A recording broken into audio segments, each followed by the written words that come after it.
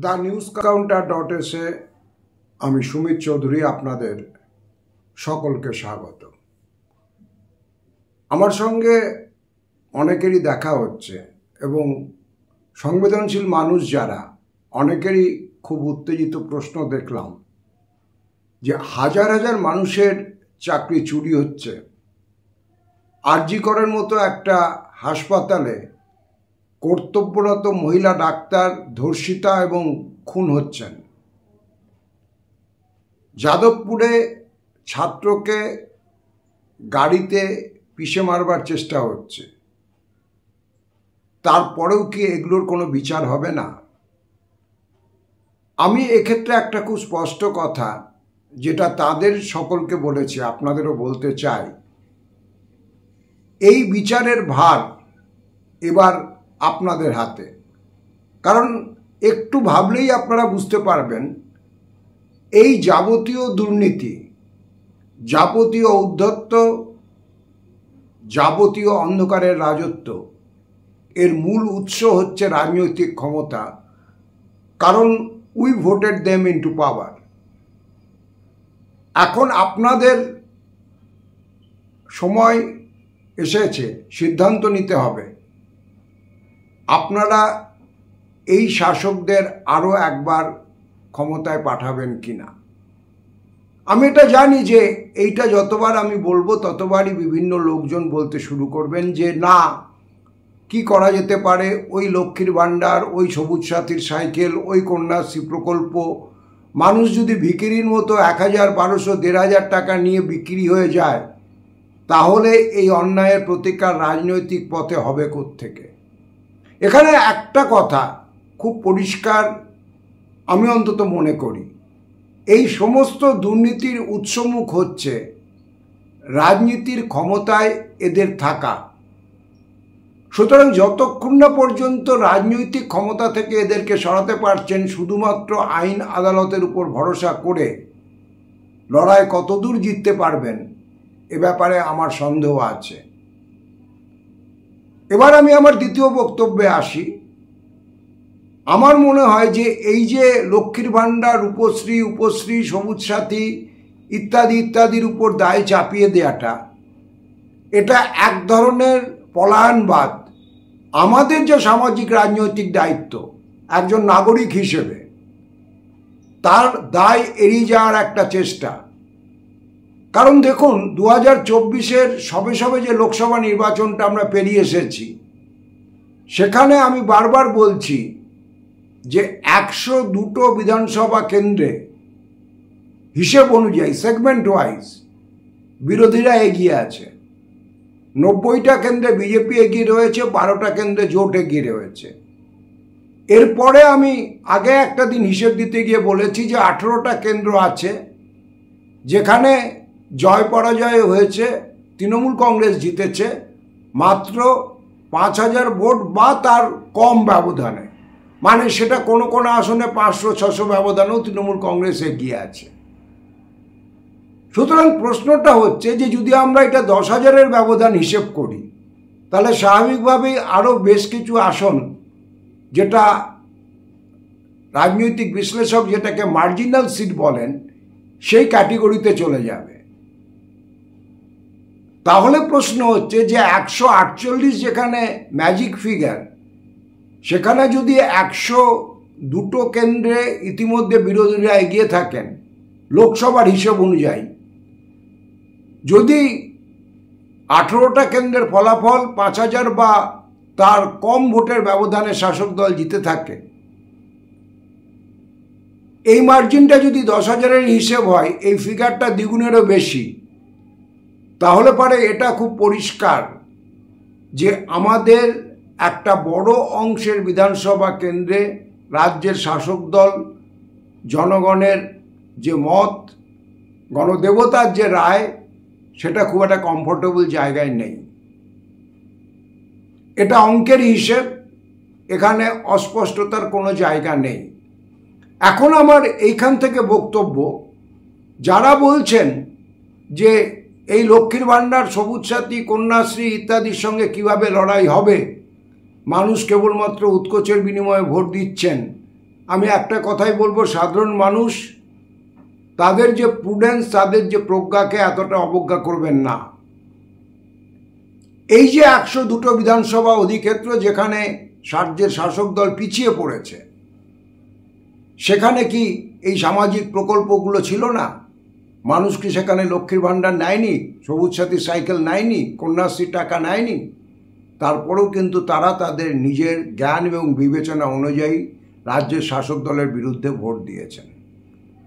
সুতরাং আজকে এটা আগামী দিনে নাগরিকদের দায়িত্ব যে 2026-এ যে বিধানসভা ভোট আসছে, তারা কোন পক্ষ নেবেন সেই সিদ্ধান্তটা তাদের নিতে হবে। কারণ আমি আবারও মনে করিয়ে দিচ্ছি, আমাদের পছন্দ হোক বা না হোক, এই গিভিন যে আমাদের সংসদীয় ব্যবস্থা, সেখানে জনতার আদালত হচ্ছে শেষ আদালত।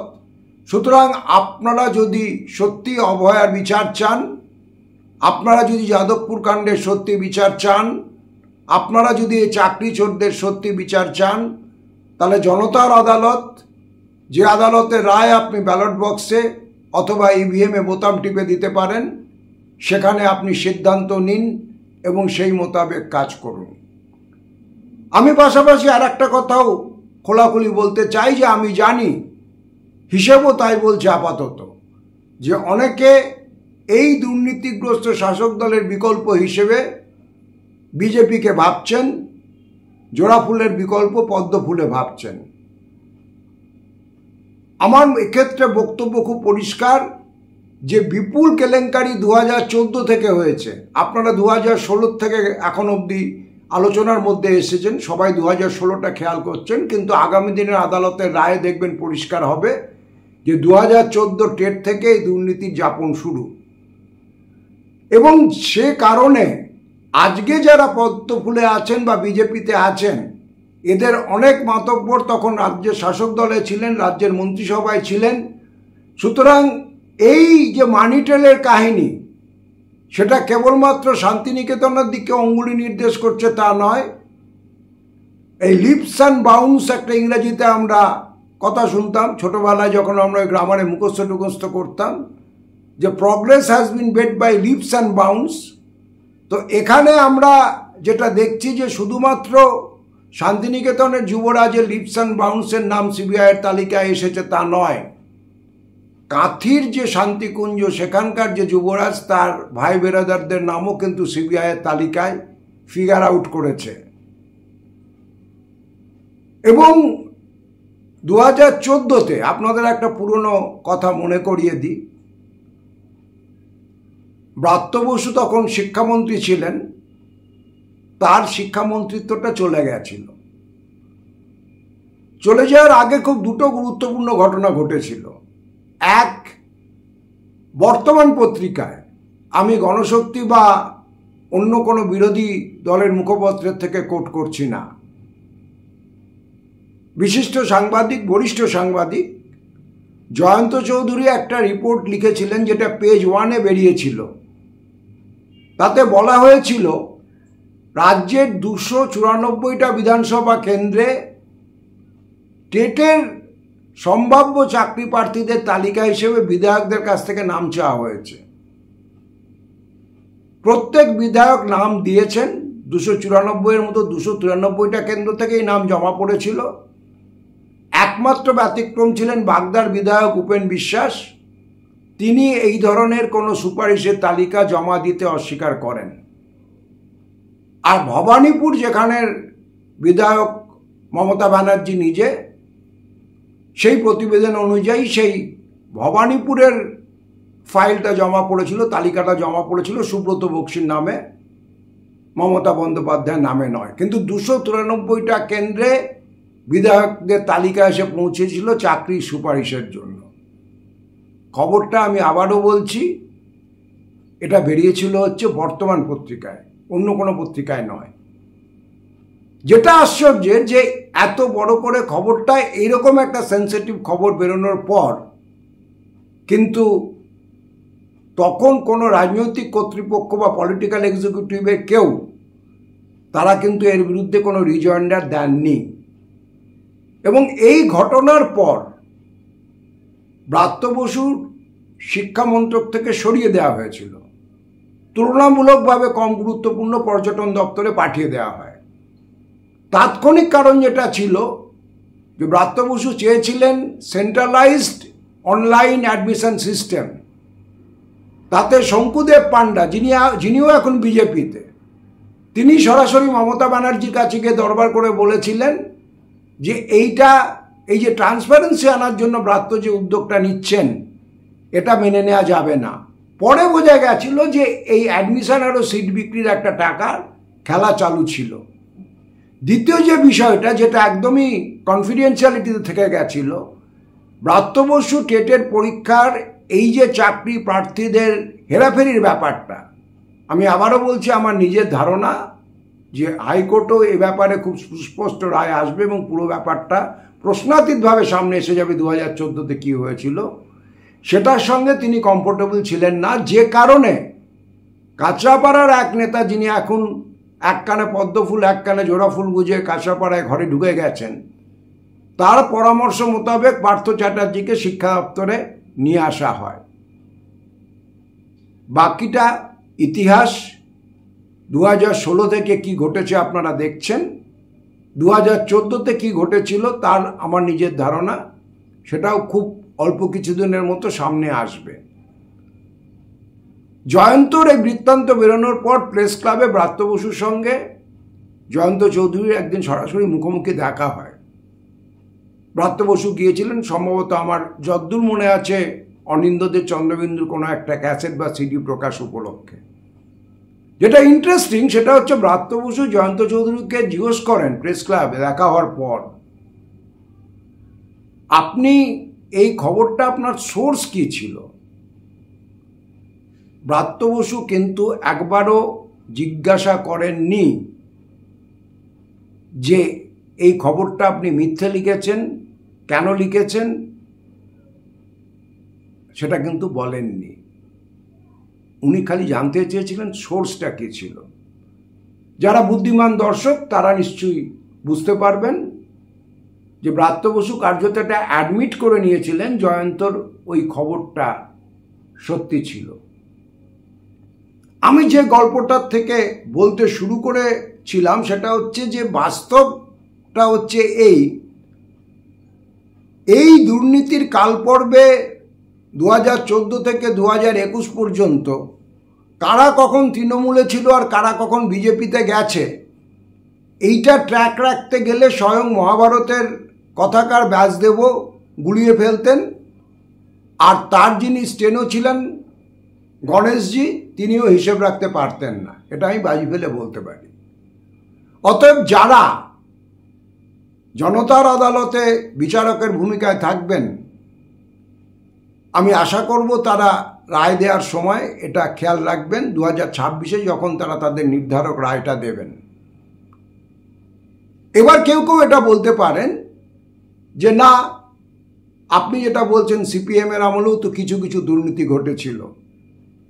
একথা ঠিক যে বামফ্রন্টে 34 বছরের আমলে বিক্ষিপ্ত কয়েকটি নির্দিষ্ট কেস হয়েছিল যেখানে দুর্নীতির অভিযোগ ছোট আকারে হলেও সেটা প্রমাণিত হয়েছিল।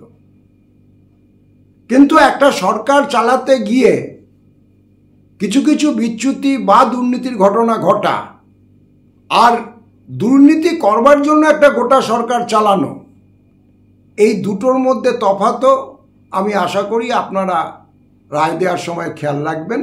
এবং যদি আপনারা মনে করেন যে না, আমি সিপিএমকেও দেব না, কংগ্রেসকেও দেব না, তাহলেও কিন্তু আপনার জন্য ইভিএম বক্সে একটা অপশান থাকে, সেটা হচ্ছে নোটা।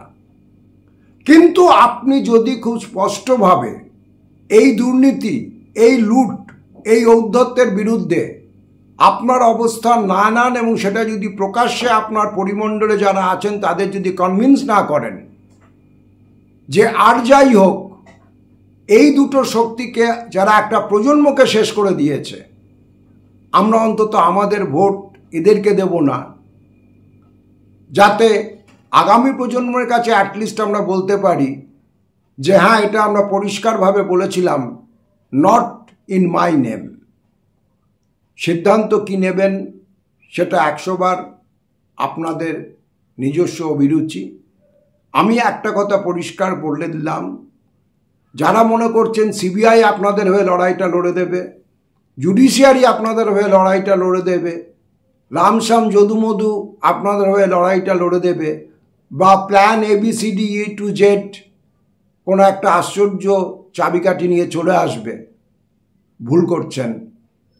নিজের আগামী প্রজন্মের কথা ভেবে নিজেকে বিচারকের জায়গায় বসান এবং সঠিক রায় দিন। দ্য নিউজ কাউন্টার .s এখন এই পর্যন্ত। সকলে ভালো থাকবেন।